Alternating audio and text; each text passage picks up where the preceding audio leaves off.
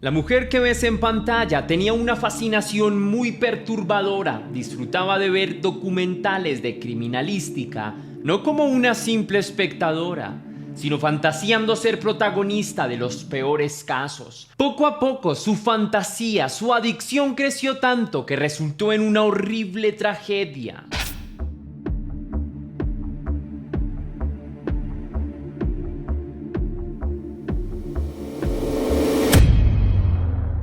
Antes de iniciar con el video de hoy, quiero enviar un saludo muy especial y cósmico a dos leyendas, a Raúl Rodríguez Sánchez, que me mandó toda su buena energía y apoyo, y quien de paso me permito en enviarle un saludo también a su familia, a su madrecita Ingrid y a su hermanito Eduardo. Muchas bendiciones para todos y les deseo lo mejor del mundo. También quiero agradecer a Carmen CMR, que me escribió: eres mi compañía por las mañanas para distraerme del tráfico tan estresante.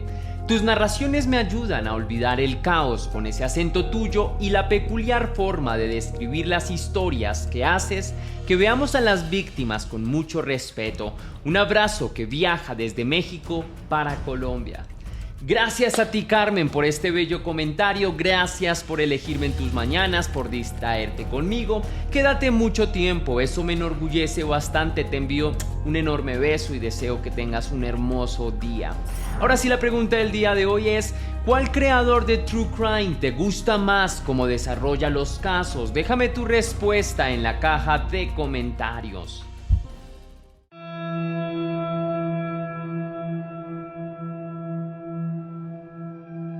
Jung Jo-jung era una joven que en apariencia se veía exactamente igual a todas las otras mujeres coreanas de su edad.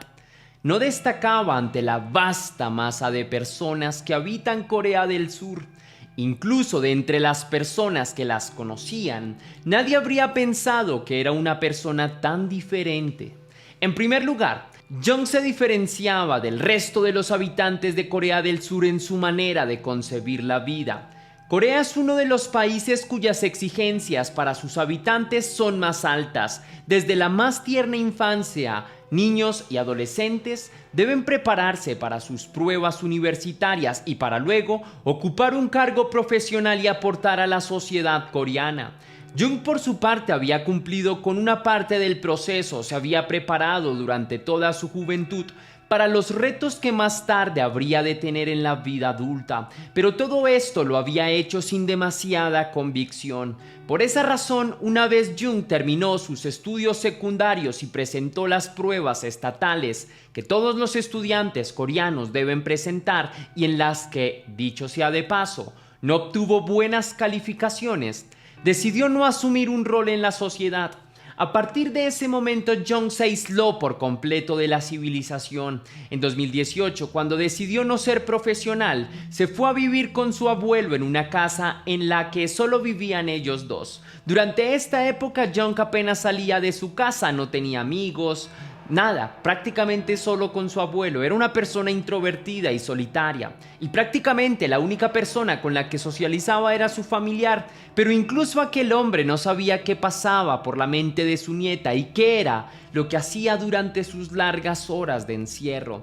Y es que este estado de marginalidad en el que vivía Jung la llevó a desarrollar una particular obsesión. Durante sus horas aislada, Jung consumía uno tras otro documentales y videos sobre True Crime.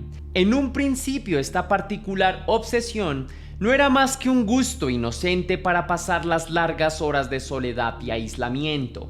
La joven se sentía acompañada por aquellas historias de personas aisladas que, de una u otra forma, habían materializado su odio en contra de una sociedad, o simplemente esas historias le permitían distraerse de toda esa soledad que la embargaba. Pero ese gusto inocente se fue pervirtiendo con el paso del tiempo.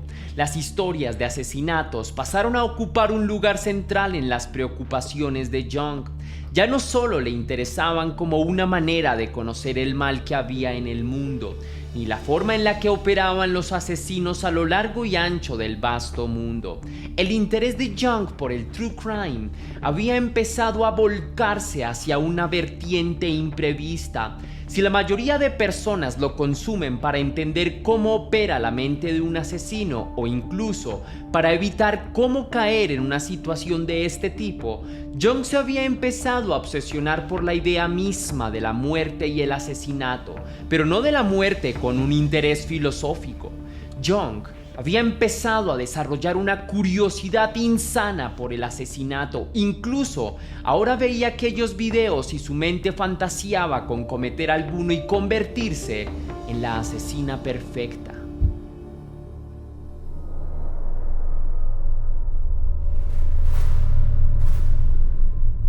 De un tiempo para acá, Jung dejó de ver aquellos documentales como distracción y empezó a verlos con un interés casi científico y práctico. De los videos se extraía minuciosamente el modo en el que operaban los asesinos. También veía los detalles y trataba de entender qué era lo que hacía que un asesino fuera capturado o por qué un criminal lograba cumplir con su objetivo y cuando los proyectos de este se veían obstaculizados por algún motivo. En 3 meses, Jung empezó a consumir tantos documentales y videos de asesinatos que incluso sumaban más de lo que había consumido a lo largo de su vida. Recordaba detalladamente el éxito y el fracaso de determinados casos. Había entendido la manera en la que operaban, sabía al detalle sus sentencias o los casos en los que habían logrado evadirse de la justicia y cómo lo habían hecho. La mente de Jung se había vuelto casi como una enciclopedia de criminales. Manejaba todos los detalles que habrían de saberse y su mente no omitía ningún detalle sobre cada caso. Durante esos 3 meses, Jung no solo entendió y analizó los casos criminales más famosos de todo el mundo, sino que también empezó a trazar un minucioso plan para llevar a cabo un asesinato. Jung pensó que todo el contenido que había visto y analizado sería capaz de llevar a un asesinato perfecto. Así fue como decidió que el primer paso para llevarlo a cabo sería seleccionar una víctima que no tuviera ninguna relación cercana con ella, que no perteneciera a su familia y que ningún vínculo pudiera unirla a ella. Todo el estudio que había hecho le había demostrado que los asesinos que lograban escapar no tenían vínculos directos con sus víctimas. Esto obedecía a que, en parte, alguien que tiene vínculos con la víctima se ve siempre envuelto en interrogatorios y sospechas, razón por la cual decidió que lo más práctico sería asesinar a una persona con quien no tuviera ninguna relación. De esta manera, las autoridades tendrían que empezar a buscar sospechosos en los círculos cercanos. Más tarde, si no se dejaban pruebas, la investigación se iría enfriando hasta que, finalmente, la investigación quedaría en un espacio de terreno vacío.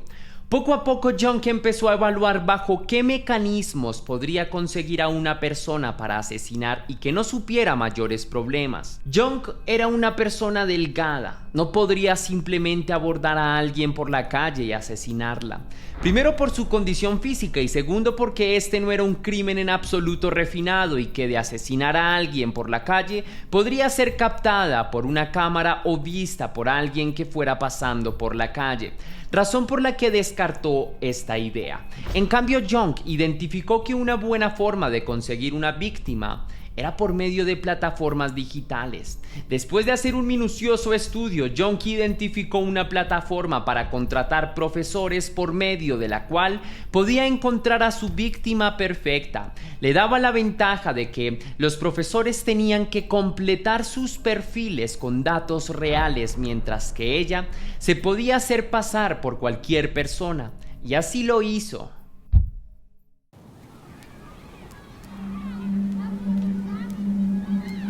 El 24 de mayo de 2023, Jung puso manos a la obra por medio de una plataforma digital. Se hizo pasar por una madre que buscaba una profesora para su hija.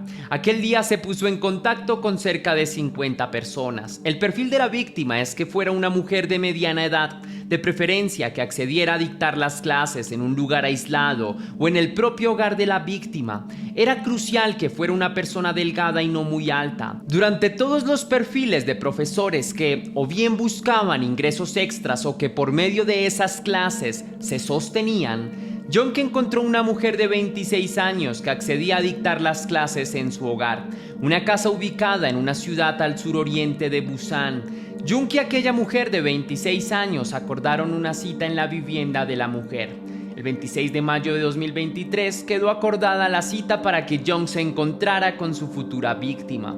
La joven, antes de asistir a la cita, pasó a comprar un uniforme de colegiala, un cuchillo y otros implementos con los que más tarde materializaba el sueño que había venido incubando en su interior desde hacía tiempo. Sobre las 5:30 de la tarde, Jung apareció ante la casa de su víctima. La joven de 23 años llegó vestida como una colegiala. Llevaba una maleta y también vestía una mascarilla. Su víctima la hizo pasar a su casa, pues pensó que era la chica con la que había acordado su cita. Una vez adentro, la impaciente Jung no tardó más de 5 minutos antes de abalanzarse en contra de aquella inocente maestra.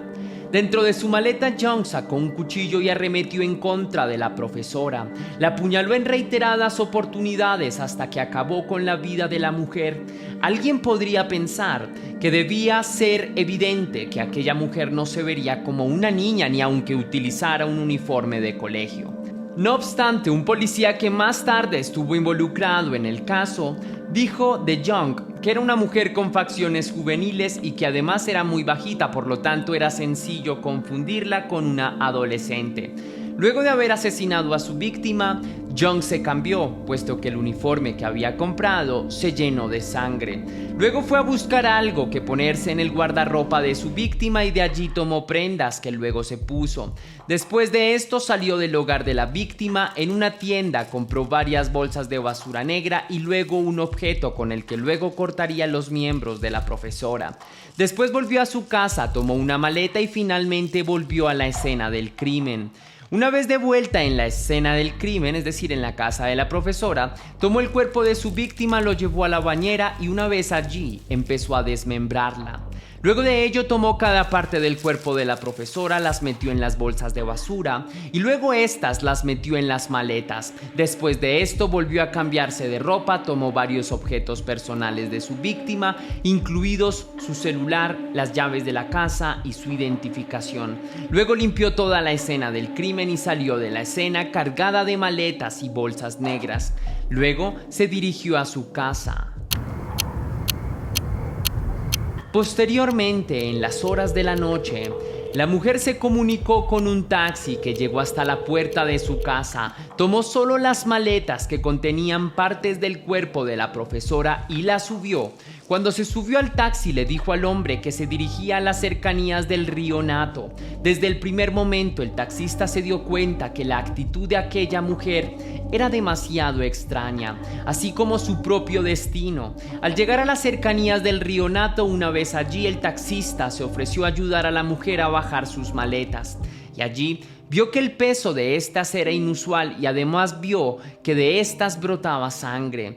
Jung posteriormente dejaría abandonadas las bolsas y las maletas que contenían las partes del cuerpo de la profesora y habría vuelto a casa. Entre tanto, el taxista había quedado con una sensación de que algo con aquella chica no iba bien y se comunicó con las autoridades. La policía llegó hasta las cercanías del lago y efectivamente encontró en unas maletas partes del cuerpo de una mujer. Al interior también se encontró la identificación de la mujer que había sido asesinada.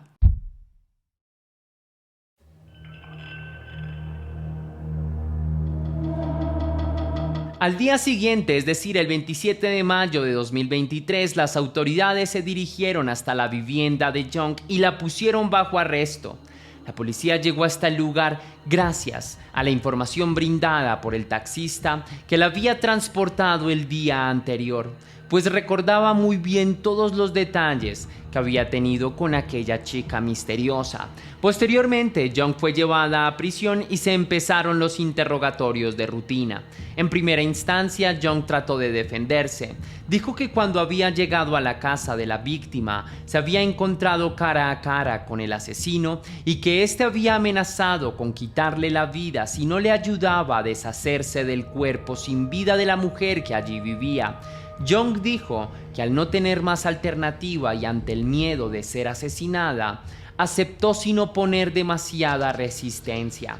Este relato fue escuchado por la policía e incluso durante un tiempo tuvo cierto grado de credibilidad. Era impensable que una chica tan joven, de contextura tan pequeña y delgada, hubiese llevado a cabo aquel macabro asesinato.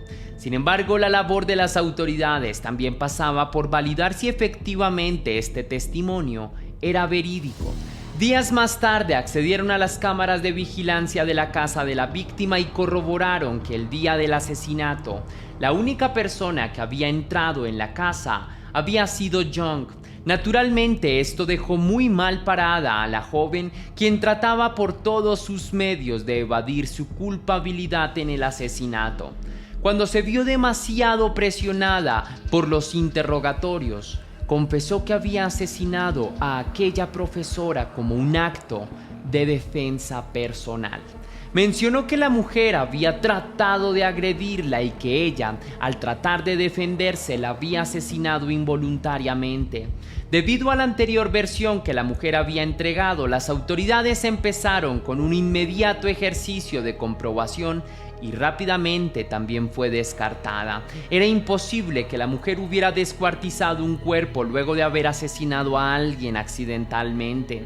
Además, en las cámaras también había quedado grabado que la actitud de Young al llegar a la casa de su víctima no era en absoluto vacilante. La mujer actuaba maquinalmente e incluso se le veían ademanes un poco agresivos que no eran propios de una mujer que más tarde se había visto agredida.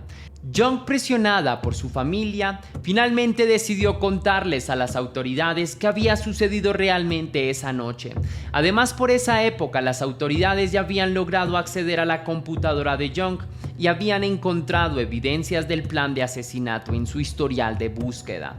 Durante al menos 3 meses, Young había estado buscando información sobre cómo desmembrar cuerpos, cómo deshacerse de ellos y cómo ocultar todas las evidencias de un crimen. La situación de Young era a todas luces bastante adversa y era evidente que no saldría bien parada de esta situación.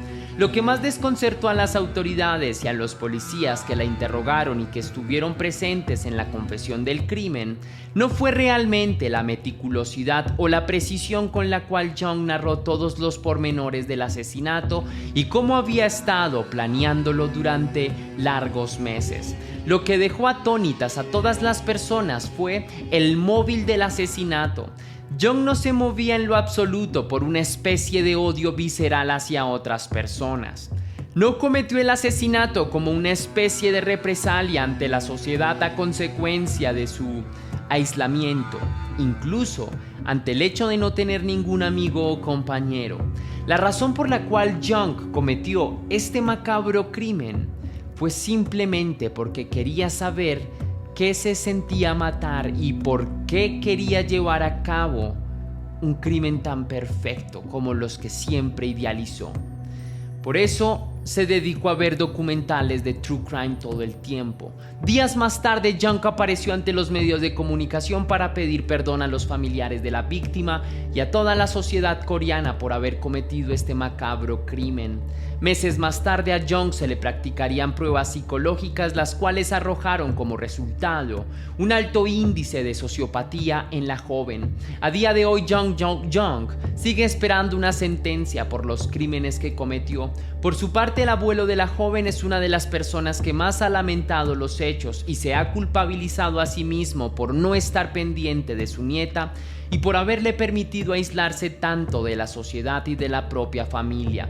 Cabe resaltar que los canales que hacemos videos sobre True Crime no queremos mostrar en ninguna medida el éxito de los criminales o los medios por los cuales estos llegan a cometer actos criminales. Por el contrario, con estos videos solo queremos mostrar la cruda realidad que habitamos y la crueldad de muchas personas con las que diariamente podríamos estar cruzándonos. Esto ha sido todo por el video de hoy, leyenda. Si te gustó, déjame saber con tu misterioso like.